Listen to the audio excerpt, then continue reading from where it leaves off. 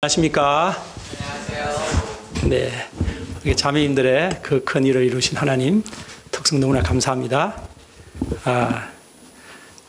네, 제가 대학교 때 이 노래를 엄청 좋아해가지고 참 아주 많이 불렀었는데 한 35년이 지나서 다시 들으니까 아주 큰 감동이 됩니다. 우리 교회의 특징은 이렇게 세월이 30년이 지나든 300년이 지나든 2000년이 지나든 교회에 그 찬송가가 있는데 그 찬송가가 변함없이 세대의 세대를 거쳐서 계속해서 불려진다는 것입니다. 성경도 이제 똑같이 하나도 변함없이 세상의 모든 것은 계속해서 그래도 낡았어 아주 구시대야 그러면서 다 버리게 되는데 예를 들어서 말틴 루터가 종교개혁을 한 것이 500년이 지났죠. 그 말틴 루터가 쓴 노래가 내 주는 강한 성이요. 그 노래를 지금도 불러도 똑같은 그 느낌이 옵니다. 이처럼 정말 찬송가의 위력은 아주 대단한 것 같습니다. 우리 4명의 자매님들이 마치 종교개혁가들처럼 까만 옷을 입고 탁 나와가지고 제가 마치 아직 자매 말틴 루터 같은 그런 느낌을 약간 받아가지고 그 인프레션이 와서 이 얘기를 하는 것입니다. 네, 너무나 아주 곱게 잘 자라시는 모습이 너무나 아주 아름답습니다. 다음에는 또 형제들이 한번 해주시면 좋겠습니다. 우리 함께 오늘 말씀의 타이틀 같이 읽어볼까요? 시작. 자라게 하시는 이는 오직 하나님. 아멘. 우리들을 계속해서 영적으로 성숙하게 자라게 하고 계십니다. 하나님께서. 그럼 함께 요절 말씀 읽겠습니다. 시작. 그런즉 심는 이나 물주는 이는 아무것도 아니로되 오직 자라게 하시는 이는 하나님 분이. 네, 그럼 제가 기도하고 말씀 섬기겠습니다. 감사하신 하나님 아버지,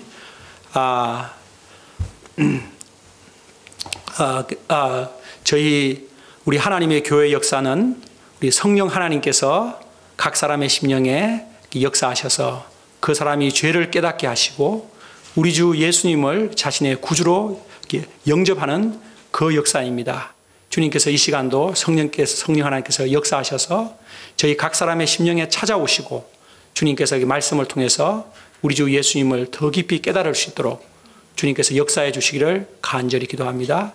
이 부족한 자가 말씀을 섬길 때에 주님 이 부족한 자의 모든 허물을 십자가 피로 주님께서 깨끗이 가려주시고 오직 성령 하나님의 나타나심과 그 능력으로 그 말씀이 사람들의 심령에 임하게 역사하여 주옵소서. 저희는 예수님 이름으로 기도합니다. 아멘. 1장과 2장에 이어서 사도 바울은 계속해서 고린도 교회의 분열 문제를 다루고 있습니다. 고린도 교회에 많은 문제가 있었지만 가장 큰 문제는 사람 지도자를 중심으로 사분오열하여 서로 다투는 것이었습니다. 이에 바울은 사람 지도자를 어떻게 생각해야 하는지를 오늘 말씀에서 가르쳐 줍니다. 그리고 다음 4장에서도 가르쳐 줍니다. 오늘 말씀을 통해 우리 관악 7부 모든 분들은 사람 지도자가 아니라 오직 예수 그리스도의 터 위에 자신의 교회를 세우는 지혜로운 건축자들이 다 되실 수 있기를 기도합니다. 4절을 그럼 먼저 함께 읽어보겠습니다. 4절 이제 앞에도 이렇게 나와 있습니다. 시작. 어떤 이는 말하되 나는 다른 이는 아브라 너희가 육의 사람이 아니리요. 그 다음에 첫 번째가 한번 띄워봐 주시기 바랍니다. 이게 영어로도 이렇게 나와 있습니다. 이렇게 영어로도 나와 있어. 영어에 보면 I follow Paul and another I follow Apollos 이렇게 한다는 거예요. 나는 바울을 따른다, 추종한다. 나는 아폴로를 따른다, 추종한다. 아폴로는 헬라의 그 아폴로 태양신 거기에서 나온 그 이름입니다. 이렇게 자기들이 좋아하는 사역자를 자기가 추종하면서 그 사역자를 최고로 여기고 다른 사역자를 무시하고 또 그 사역자를 따르는 사람들을 무시했습니다. 이로 인해 다툼과 분쟁이 끝이 없었습니다. 이에 바울은 이런 고린도 성도들을 육신에 속한 자, 그리스도 안에서 어린아이 같은 자라고 말합니다. 그것이 1절과 2절에 나와 있습니다. 형제들아, 내가 신령한 자들을 대함과 같이 너희에게 말할 수 없어서 육신에 속한 자, 그 그리스도 안에서 어린 아이를 대함과 같이 하노라. 내가 너희를 젖으로 먹이고 밥으로 아니하였노니 너희가 감당하지 못하였음이거니와 지금도 못하리라. 4, 5년 전에도 감당이 안 돼가지고 어린아이처럼 젖으로 양육을 했는데 4, 5년이 지난 지금도 그들은 여전히 어린아이처럼 젖밖에 먹을 수 없다는 것이죠. 고린도 성도들은 처음에 성령의 나타나심과 능력으로 거듭났습니다. 회심했습니다. 그래서 고린도시의 죄악된 삶에서 벗어나 거룩한 하나님의 자녀들이 되었고 교회의 일원이 되었습니다. 우리 이마리아 사모님 말씀에 의하면 교회의 정회원이 되었다. 그런 말씀이 있었습니다. 그런데 지난 4, 5년이 흘렀지만 영적으로 그들은 성장하지 못하였고 어린아이 수준에 머물러 있었습니다. 여러분, 어린아이의 그 순수한 좋은 점, 그러한 특징 말고 어린아이의 유치한 특징이 대표적인 것이 뭐죠? 네, 그것은 자기 중심성입니다. 이는 생존 본능을 위한 당연한 것입니다. 그래서 어린아이들이 가장 많이 하는 말이 내 거야! 이 말입니다. 예전에 제가 하영이와 세한이를 키울 때 물건이 하나 있으면은 이제 하영이에게 먼저 주게 됩니다. 그러니까 첫째니까. 그러면 세한이가 바로 말합니다. 나도! 이렇게 얘기합니다. 그러면 조금 기다려. 누나 먼저 하고 너 할게. 안 돼! 이렇게 세한이가 말을 거의 못할 때 첫 번째 자기가 말이라고 하는 말은 엄마 아빠 빼고는 나도라는 말이었습니다. 이거 둘째의 서러움. 그래서 장모님이 항상 하신 말이 있습니다. 사람은 태어나려면 첫째로 태어나야 돼. 그 말을 하신 장모님이 11년 전에 소천하셨습니다. 그리고 또 아이들은 그럽니다. 우리 아빠 얼마나 힘이 센지 알아? 우리 아빠가 너 아빠 이긴다. 이렇게 말합니다. 이처럼 고린도 성도들은 어린아이들처럼 바울 목자님이 내 목자님이야. 그리고 바울 목자님이 최고야. 아니야, 우리 아볼로 목자님이 더 훌륭하다고. 게임도 안 돼. 이렇게 얼마나 유치하게 자기가 따르는 목자님을 자랑하면서 이렇게 얼마나 아주 유치합니까? 이런 그들에게 바울은 어떠한 사람이라고 아까 말했죠?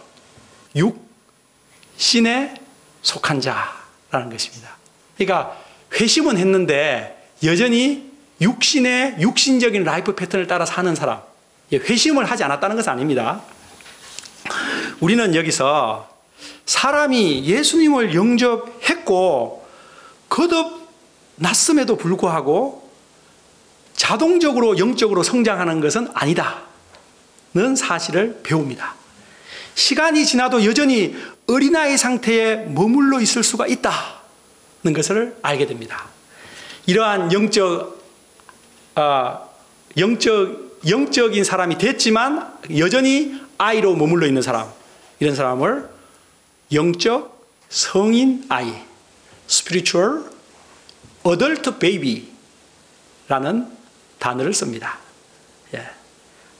아이가 태어나서 성장을 해야 부모님이 기쁜데 성장을 하지 않으면 아이가 10살이 되고 초등학교에 들어가야 되는데 아직까지 걔가 한두 살짜리처럼 성장을 하지 않고 있으면 그 부모의 고통은 어떠합니까?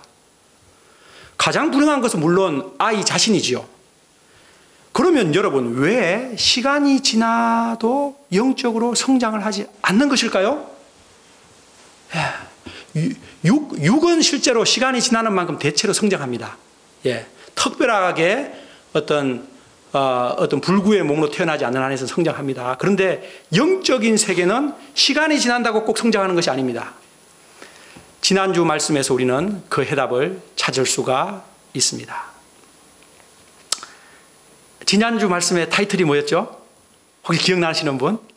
성령의 나타나심과 능력으로 우리가 된다. 그걸 교회가 만들어지고 바로 그것입니다. 우리는 지난주 사람이 죄를 깨닫고 거듭나고 또 영적으로 성장하는 모든 것이 성령의 나타나심과 능력으로 되는 것이라는 것을 배웠습니다. 한 사람이 예수님을 영접하게 되면 그 사람 안에 누가 계신다고요? 성령님께서 내주하십니다. 그리고 성령님께서 늘 그 사람과 함께 하십니다. 그것을 영어로 in me, with me 라고 했습니다. 홀리 스피릿께서 in me 하시고 홀리 스피릿께서 in with me 하신다고요. 내 안에 계시고 나와 함께 하시는 성령님께서는 우리가 영적으로 성장하도록 계속 돕고 계십니다. 그런데 우리가 영적인 것에 관심이 없고 영적인 것 하면 무조건 졸리고 그냥 한쪽 귀로 들어왔다가 한쪽 귀로 흘러가 버리고 또 육신적인 거, 세상적인 거, 스마트폰 누르면서 그 동영상 보는 거 그런 것에 온통 관심을 빼앗기면 성령님께서 우리 안에서 근심하신다고 배웠습니다. 너희는 성령을 근심되게 하지 말라라는 말씀 지난주에도 읽었죠. 성령님께서 우리가 영적으로 성장하도록 도와주고 싶으신데 우리가 영적인 것에 관심이 없고 세상적인 것에만 관심이 있으면 성령님도 어찌 하실 수 없는 것입니다. 성령님은 억지로 강압적으로 도우시는 분은 아니십니다. 하나님도 그러십니다. 하나님과 성령님은 대단히 인격적이십니다. 여러분의 마음의 소원만큼 여러분들을 깨닫게 하시고 성장시켜 주십니다. 그러므로 겸손한 사람이 최고입니다. 그리고 기도하는 사람이 최고입니다. 그러므로 우리는 내 안에 계신 성령님, 나와 함께 하시는 성령님의 그 세미한 음성에 귀를 기울이고 성령님의 방향에 잘 순종하는 삶을 살아야 합니다. 성령님께서 내게 어떻게 말씀하신다고요? 갑자기 꿈에 나타난다고요? 그런 것이 아니고 여러분의 마음 깊은 곳에 성령님께서 소원을 주십니다. 소원을.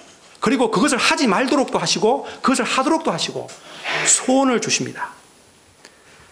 그렇게 성령님의 그 소원을 주시는 마음을 잘 따라서 순종하며 살면 해가 다르게 쑥쑥쑥 성장하게 됩니다. 이유식을 끝내고 마침내 밥을 먹고 단단한 고기도 씹을 수 있게 되는 것입니다. 우리는 히브리서 6장 공부를 통해 그리스도의 초보를 버리고 완전한 대로 나아가야 합니다. 우리 관악칠부 모든 분들이 여러분의 마음 깊은 곳에 성령님의 세미한 음성에 잘 순종하심으로써 해가 다르게 신령하고도 영적인 사람으로 성숙해 가시기를 기도합니다. 그래서 괄목상대라는 얘기를 여러분들이 들으실 수 있기를 기도합니다.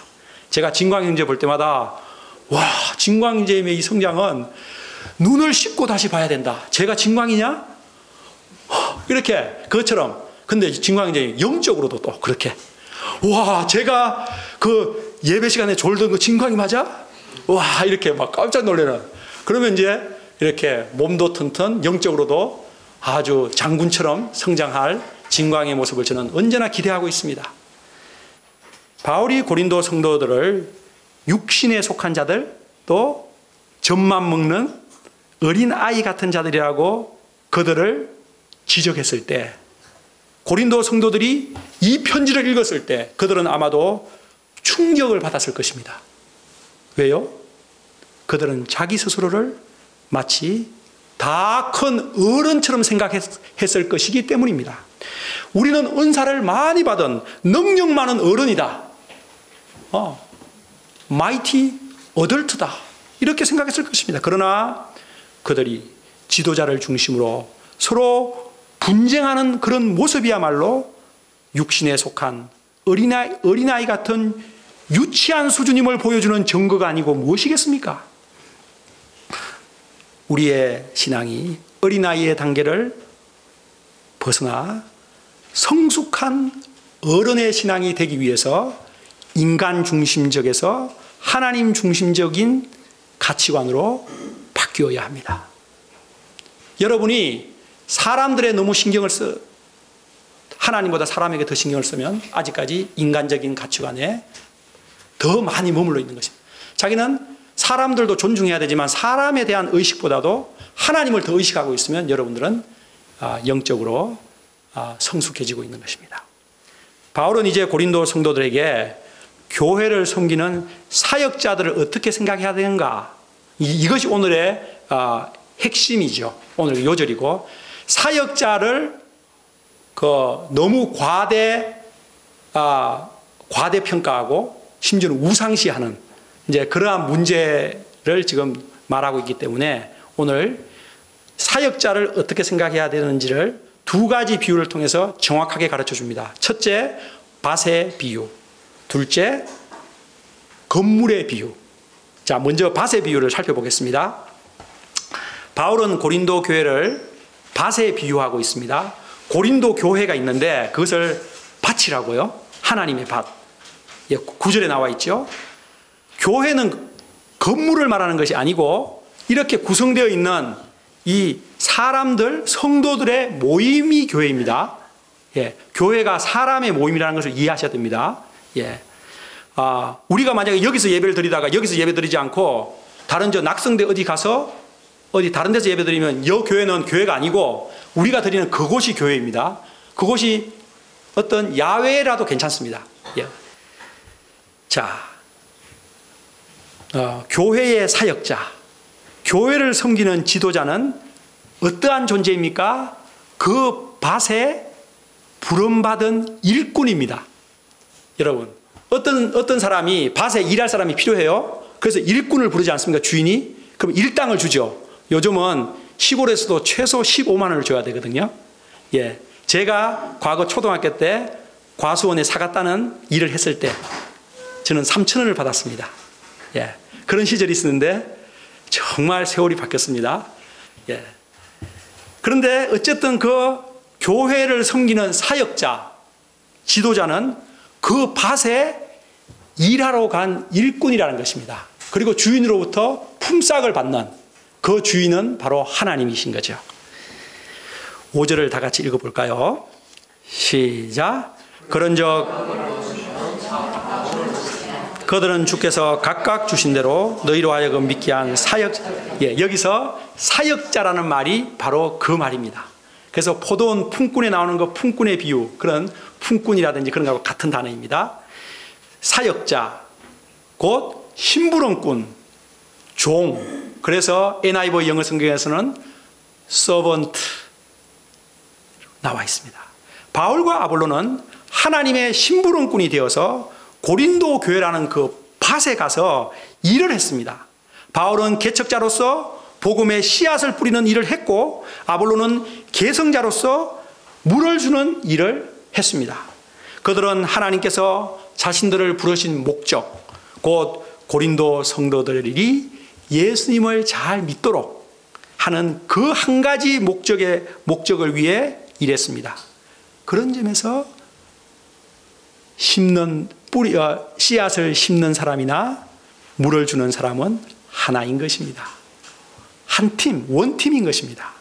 바울은 타락한 고린도 교회를 개척한다고 참 수고를 많이 했습니다. 그 두렵고 떨리는 가운데서도 수고를 많이 한 것이 리얼하게 나오는 것이 고린도 후서입니다. 후서에 보면 정말 자기가 얼마나 리얼하게 고린도 교회를 개척하기 위해서 수고했는가가 잘 나옵니다. 그리고 아폴로는 그 역사를 계승하여 어린아이 수준의 그 고린도 성도들을 성장시키기 위해서 정말 많은 수고를 했습니다. 그러나 바울은 자신의 수고나 아볼로의 수고가 하나님에 비하면 아무것도 아니라고 말하는 것입니다. 7절을 같이 읽어보죠. 7절을 그걸 한번 띄워봐 주시겠습니까? 네. 시작. 그런즉 심는 이는 아무것도 아니로되 오직 자라게 하시는 하나님. 심는 사람, 물 주는 사람 아무것도 아니라고 했습니다. 그리고 무엇을 강조합니까? 오직 하나님을 강조합니다. 자라게 하시는. 자, 영어로도 한번 읽어볼까요? Need A 노아 B 구문입니다. 시작. So need the one who plants, nor the one who waters is anything, but only God who makes things grow. Need A Noah B is anything. 이렇게 하면 anything이 nothing이 되어버리죠, 그죠? Need A Noah B anything이니까. 아무것도 아니라는 거예요. 실제로 바울이나 아폴로는 아무것도 아닌 사람은 아니죠. 대단히 존경받아 마땅한 훌륭한 사람들이죠. 그러나 하나님과 비교하면, 지난번에 제가 세 발의 피라는 그런 얘기도 한번 했었는데, 그렇죠. 바로 그걸 말하는 것입니다. 바울은 자신이나 아볼로가 한 일이 하나님이 하시는 일에 비하면 아무것도 아니라고 말하고 있습니다. 왜냐하면 아무리 바울이 씨앗을 뿌리고 아볼로가 그 물을 주더라도 하나님께서 씨앗을 싹트게 하고 자라게 하지 않으신다면 모든 것이 허사이기 때문입니다. 여러분, 식물이, 씨앗이 자라기 위해서 3요소가 뭐죠? 우리 원예학 가시니까 우리 폴린 사모님 너무 잘하실 텐데 3요소? 물, 햇빛, 공기죠. 저는 그렇게 배웠는데, 그런데 그 세 가지가 다 from God이죠. 그게 사람으로부터가 아니지 않습니까? 햇빛 하나님이 보내주시고, 공기 하나님이 바람도 불어주시고, 주시고. 이 화분도요, 여기 딱 밀폐된 곳에 오래 있으면 얘가 빨리 시들거든요. 그래서 제가 요 주일 예배 끝나면 저 밖에 저기 복도에 통풍이 잘 되는데 놔두고 또 햇빛이 잘 비추도록 합니다. 이 빛하고 또 다릅니다. 하나님의 직접 빛하고. 그렇기 때문에 또 물을 제가 이틀에 한 번씩 줍니다. 그래서 제가 볼 때 이게 크리스마스까지 갈 가능성이 있어요. 저는 요게 다음 주 추수감사절까지 갈 것을 주인한테 확답을 받고, 목사님 이거 추수감사절까지 한 달 보름 남았으니까 갑니다 그러더라고요. 근데 제가 요거 잘 해가지고 크리스마스 때까지 가도록 지금 한번 해보려고 합니다.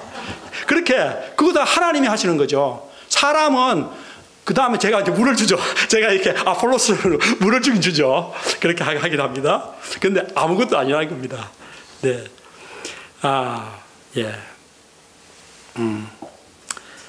고린도 성도들의 믿음을 자라게 하시는 분은 오직 하나님 뿐이시다. 하나님 뿐이시다. 우리 마지막 오직부터 같이 읽어볼까요? 한 거 시작. 오직 자라게 하시는 이는 하나님 뿐이시다. 아멘. 고린도 성도들이 죄를 깨달을 수 있도록, 그래서 예수님을 영접할 수 있도록 하신 분도 하나님이시고, 그들에게 성령님을 보내주신 분도 하나님이시고, 그들의 죄를 용서하시고 그들을 구원하여 하나님의 자녀가 되게 하신 분도 하나님이십니다. 그리고 지금 그들을 성장시키고 계신 분도 하나님이십니다. 그러므로 고린도 성도들의 믿음의 대상은 오직 하나님 뿐이십니다. 오직 하나님만이 그들의 믿음의 대상이며 그들의 믿음을 자라게 하시는 영광받아 마땅한 분이십니다. 사역자들은 믿음의 대상이 결코 될 수 없다는 점에서 아무것도 아니라고 말하는 것입니다. 사역자들을 거의 우상시하고 있었다는 것을 보여주는 거예요. 아이콘으로, 우리의 아이콘 하면서 막 완전히 그냥 그 팬덤이 형성되어 있는 거죠. 막. 근데 아무것도 아니야. 너희들 왜 그러냐? 사도 바울 자신 다 그렇게 얘기하니까 갑자기 바울을 나는 I follow Paul 하던 사람들이 갑자기 입이 딱 닫아지는 거예요. 우리가 좀 뭔가 잘못한 것 같은데 그렇게 되는 것이죠. 우리는 여기서 사역자의 역할이 무엇이며 그 한계가 무엇인지를 정확하게 알게 되었습니다. 교회의 사역자는 성도들이 예수님을 잘 믿을 수 있도록 하나님의 일꾼의 역할을 하는 것이지, 그들은 결코 믿음의 대상이 된다든지 아이콘이 될 수 없습니다. 그들을 존경까지는 되겠지만 우상시하면 안 됩니다. 그들을 과대평가하면 안 됩니다. 하나님의 품꾼이다, 일꾼이다. 예. 이것은 너무도 당연한 말입니다. 그러나 고린도 교회의 예를 통해 알 수 있는 것처럼 이것이 생각보다 교회에서 쉽지가 않다는 것을 보게 됩니다. 사역자들이 교회에서 종종 마치 믿음의 대상인 것처럼 추앙받는 경우를 얼마나 많이 봅니까? 그 가장 극단적인 예가 천주교의 교황이었고, 그리고 이단 교주들입니다. 개신교회. 그리고 그냥 괜찮은 교회도 그러한 것이 언제든지 일어날 수 있는 것을 보게 됩니다. 우리 UBF는 그런 교회가 되면 안 됩니다. 그럼 여러분, 왜 사람들이 그렇게 하나님을 믿음의 대상으로 온전히 높이지 않고 사람을 자꾸 추종하는 것입니까? 그것은 하나님이 보이지 않기 때문입니다. 하나님은 보이지 않지만 사람 지도자는 언제나 보이기 때문입니다. 하나님은 자신을 도와주는지 안 도와주는지 잘 느낌이 없습니다. 그런데 사람 지도자는 언제든지 바로 선물도 갖다 주고 이렇게 도와주는 것 같습니다. 그렇기 때문에 보이는 사역자를 의지하는 것이 훨씬 쉽기 때문입니다. 그 사역자가 특히 사도 바울이나 아볼로처럼 뛰어난 인물일수록 더 그런 것입니다. 이런 점에서 사역자는 스스로 조심해야 합니다. 또한 성도들도 깨어 주의해야 합니다. 사역자도 문제가 될 수 있지만 성도들도, 추종하는 성도들도 얼마든지 문제가 될 수가 있습니다. 우리는 사역자의 역할과 한계를 분명히 알고 사역자를 과대평가하지 말아야겠습니다. 또한 과소평가해도 안 될 것입니다. 하나님의 심부름꾼, 이것이 딱 맞는 사역자에 대한 표현입니다. 교회 사역자는 뭐라고요? 하나님의 심부름꾼이라고요. 심부름꾼, 그러니까 요즘 택배를 자꾸 갖다 주는데, 택배 갖다 주는 사람이라고 생각하면 되는 거예요. 그러면 택배 고맙습니다 하면 되는 거지. 택배 선생님, 제가 택배 선생님 따라가고 싶어요. 이렇게 발로, 이렇게 안 되죠. 그 택배 준 걸 감사하고, 그거를 하나님이 이 택배 기사를 통해서 이렇게 선물 보내주셔서 감사합니다 하면서 포장지 열어가지고 맛있게 먹기도 하고, 그렇게 하면 되는 거죠.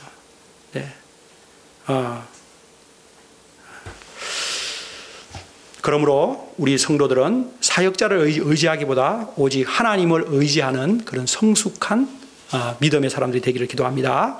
우리 관악칠부 성도들은 여러분들도 성숙하시고 사역자인 저도 성숙해져서 오직 하나님만을 의지하는 그런 성숙한 우리 관악칠부 교회 되기를 기도합니다. 이제 둘째이면서 마지막입니다.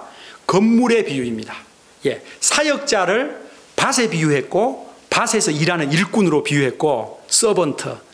건물에서는 그럼 사역자를 어떻게 비유하는지를 한번 보겠습니다. 교회의 성도들을 밭에 비유했던 바울, 이제 교회를 하나님의 건물에 비유합니다. 모든 건물은 두 가지 요소로 이루어져 있고, 그 두 가지 요소가 중요합니다. 곧 기초와 기초 위의 건물입니다. 하나님의 건물도 마찬가지입니다. 사도 바울은 지혜로운 건축자가 되어 고린도 교회의 기초를 예수 그리스도 위에 닦았습니다. 예수 그리스도와 그의 십자가에 못 박히신 것만 전함으로 교회의 기초를 잘 닦았습니다. 그러므로 고린도 교회의 기초는 예수 그리스도가 되었습니다. 우리 관악칠부의 교회의 기초도 예수 그리스도이심을 믿습니다. 저는 우리 관악칠부가 예수 그리스도와 그의 십자가 부활 위에 기초하고 있음을 확신합니다. 고린도 교회의 기초는 그러므로 견고하고 튼튼하며 완벽한 기초였습니다. 바울이 정말 기초를 잘 닦았습니다. 그럼 이제 중요한 것은 무엇입니까? 그 기초 위에 어떤 재료로 집을 쌓을 것인가의 문제입니다. 바울은 12절에서 집을 쌓아가는 그 재료에 대해서 총 6가지를 말해주고 있습니다. 검은 보석, 나무, 풀, 집이 그것들입니다. 그런데 이 6가지 재료는 앞에 3가지는 여러분, 검, 은, 보석은 불에 어떻습니까? 타지를 않죠. 자, 그 다음에 두 번째 부류. 나무, 풀, 집은 불에 어떻습니까? 확 타버립니다. 나무는 좀 천천히 타지만 뭐 풀이나 집은 그냥 순식간입니다. 그냥 화락 타버립니다. 그냥. 불에 안 타는 검은 보석은 흔하지가 않은 재료입니다. 그게 귀중한 재료들입니다. 불에 타는 나무나 풀집은 상대적으로 흔한 재료들입니다. 자, 그러면 사도 바울이 이 두 재료를 말하면서 이것을 무엇에 비유하고 있는 것일까요? 검은 보석은 예수 그리스도의 십자가 복음에 어울리는 것을 비유하는 것입니다. 자기 부인, 자기 십자가, 좁은 문으로 들어가는 삶, 하늘의 미랄의 삶, 예수님의 인격과 사역을 본받는 삶을 말합니다.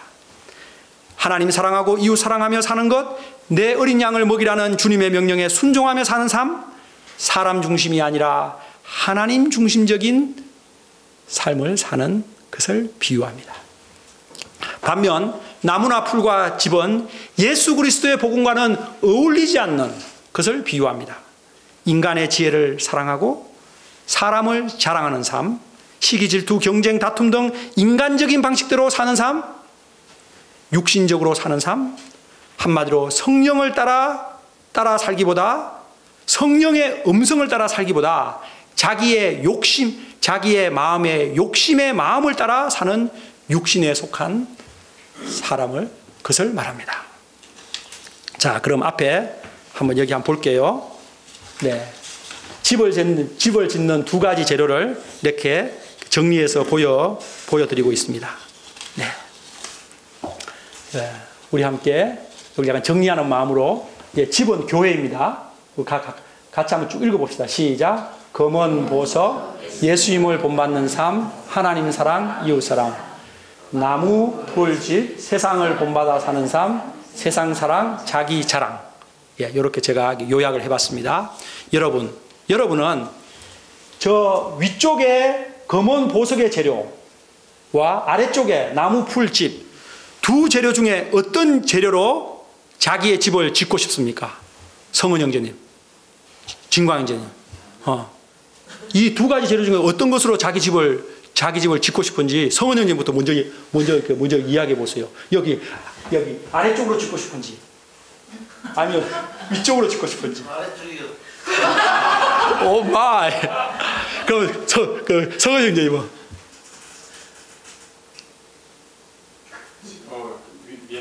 위에? 위에? 이렇게 졸면서도 다 메시지를 들었는 모양이네요. 진강이는 졸면서 메시지를 못 들은 것 같고, 내가 볼 때. 예. 우리 또 원효 형님한테 한번 여쭤보고 싶네요.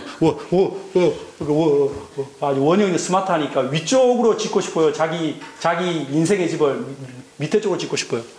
금은 보석으로 지금 건축비가 너무 많이 나와요. 역시 스마트하셔요. 철근 콘크리트로. 네. 자, 오케이. 예. 민건이 얘기하고 싶다고. 둘 다 하는 건 둘 다 하는 것에 대해서 섞어서 하는 것에 대해서 설명해 보세요. 왜? 예수님도 군마다 살고 세상도 살고. 야, 요즘 신세대는 이게 머리가 비상하단 말이에요. 네네네. 이렇게 주일에는 예배 드리고 월화수목금은 여러 가지 세상적인 재밌는 거 그냥 쫓아 살고. 알겠습니다. 각자 그것은 자신의 선택의 몫이고 그 선택에 따라 자기의 결과는 자기가 뒤에 말씀이 나옵니다. 그러니까 예. 맞습니다. 의외로 어쨌든 의외로 이 첫 번째 위쪽이 아니라 아래쪽으로 집을 짓는 사람들이 의외로 많습니다. 예. 만약 모든 신자들이 위쪽으로 집을 짓는다면 바울이 지금 이런 경고를 하지 않았겠죠. 바울이 이런 경고를 하는 것은 상당히 많은 사람들이 나무, 풀, 집 같은 것으로 집을 짓는다는 것입니다. 그 대표적인 신자들이 누굽니까? 고린도 교회 성도들이라는 것입니다. 예. 그럼 우리 관악 7부 성도들은 어떤가 생각해 볼 필요가 있는 것입니다. 우리는 달라야 하는 것입니다. 그러면 왜 사람들이 위쪽이 아니라 아래쪽으로 이게 나무 풀 집으로 지을까요? 예, 아까 원영님 말했죠. 위쪽은 너무 비싸잖아. 이거 돈도 얼마 없는데 나 이렇게 청춘으로서 그 말 아주 일리가 있습니다. 또 민건이 말했다면 아래쪽도 재밌는 게 많다고요. 그렇게 할 수도 있겠죠. 네, 예, 맞습니다. 여러분들의 말이 종합해보면 다 그 정답이 있습니다. 이는 이 아래쪽 재료가 나무, 풀, 집을 생각해 보십시오. 예, 이것은 구하기도 쉽고 저렴하고 이거 가지고는 빨리 집을 지을 수 있습니다. 예, 여러분 이거 갖고 집 짓고 싶으면 저쪽이 여기 오늘이라도 저쪽에 약간 관악산 가가지고 좀 배가 오고 뭐 이렇게 끌고 오고 하면은 되는데 검은 보석은 어디 가서 끌고 오겠습니까? 예, 이게 엄청난 그 비용의 차이, 어떤 차이가 엄청나게 생기는 것입니다. 그런 점에서 우리나라 사람들은 이 아래쪽으로 짓는 것에 우리나라 사람들은 빨리빨리 하기를 원하잖아요. 아래쪽을 선호하는 사람들이 상당히 많다고 생각합니다. 그러나 여러분, 빨리 짓는 것보다 안전이 더 중요합니다. 여러분, 인생은 속도보다 뭐다? 방향이라는 그 말을 우리는 기억해야 합니다. 예. 방향이 잘못되면은 잘못 반대로 갑니다. 나중 하면. 예. 느리더라도 방향이 잘 잡혀 있는 것이 100번, 1000번 낫죠. 이처럼 특히 집은 빨리 짓는 것보다 안전한 것이 최고입니다. 빨리 짓다가 생긴 무너진 것이 삼풍백화점입니다. 500몇 명 죽었잖아요. 빨리 짓다가 무너진 다리가 성수대교입니다. 우리가 인생을 산다는 것, 특히 신앙생활을 한다는 것은 집을 짓는 것과 똑같은 것입니다. 우리가 매일 생각하고 행동하는 것이 차곡차곡 쌓여서 집이 지어져 가고 있습니다, 지금. 그런데 자꾸 쉽고 빨리 짓고 싶은 유혹을 우리는 물리쳐야 합니다. 좀 늦게 짓고 힘이 들고, 그렇더라도 튼튼하고 안전한 집을 짓는 여러분과 제가 될 수 있기를 기도합니다. 그것은 앞에서 말씀드린 것처럼 예수님의 기초 위에 예수님의 삶을 본받는 그 삶을 사는 것입니다. 무슨 생각을 할 때 예수님이라는 이렇게 생각하셨을까? 무슨 말을 할 때 예수님이라는 이렇게 말씀하셨을까? 무슨 행동을 할 때, 결정을 할 때 예수님이라면 이렇게 하셨을까? 늘 생각해 보는 것입니다. 그리고 무엇을 하든지 하나님의 영광을 위해서 하는 것입니다. 먹든지 마시든지 공부를 하든지 직장생활을 하든지 무엇을 하든지 다 하나님의 영광을 위해서 하는 것입니다. 그것이 바로 우리의 집을 검은 보석으로 짓는 삶입니다. 우리의 인생의 집, 또 우리가 지은 교회의 집, 결국 주님 오시는 날 평가를 받습니다. 우리 14, 15절 마지막으로 읽죠. 14절, 15절. 시작. 만일 누구든지 그 위에 세운 공적이 그대로 있으면 상을 받고 누구든지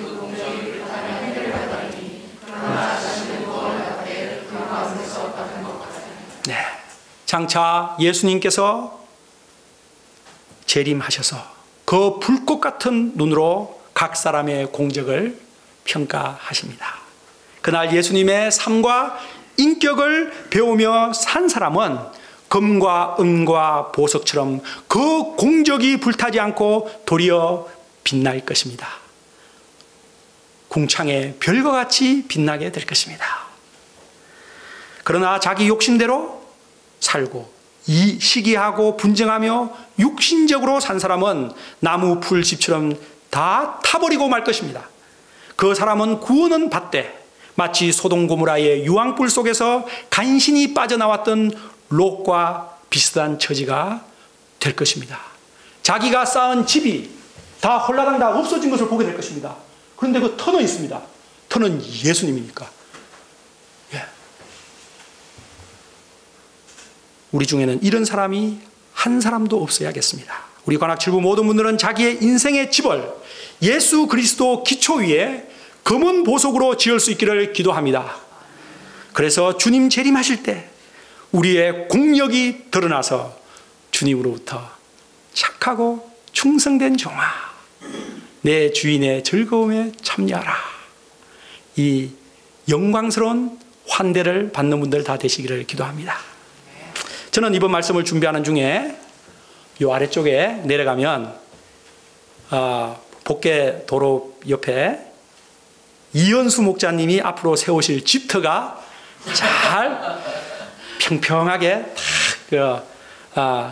이렇게 물어져 이렇게 딱 이렇게 되어 있는 것을 저는 보았습니다.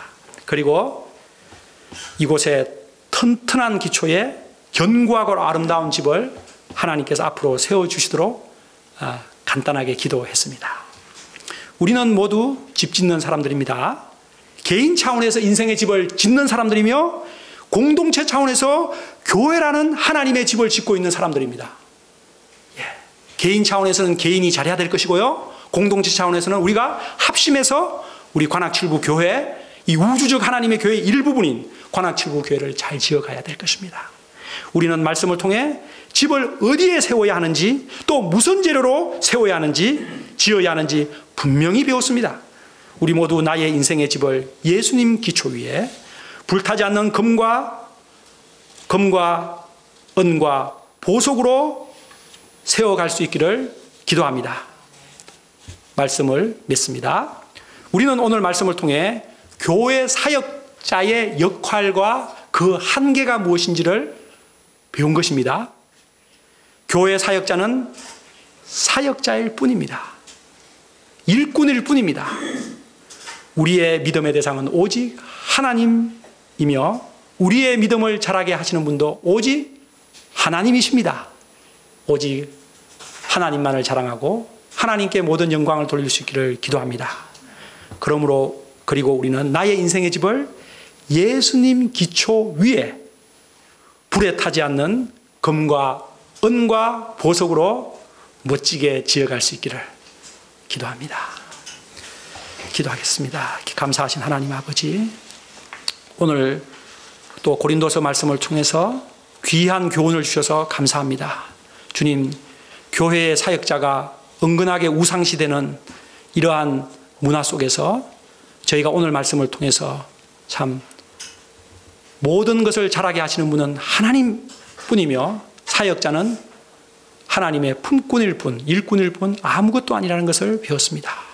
주님, 제가 그러한 겸손한 사역자로 목회를 하게 하시고 우리 관악칠부 성도님들도 목회자를 바라보는 자세가 그러한 자세로 목회자를 바라보고 자신의 인생의 집을 예수님 기초 위에 잘 지어가고 금과 은과 보석으로 정말 불타지 않는 집을 짓게 하여 주옵소서. 성숙하고 아주 자립적인 신앙으로 성장하게 하옵소서. 예수님 이름으로 기도합니다. 아멘.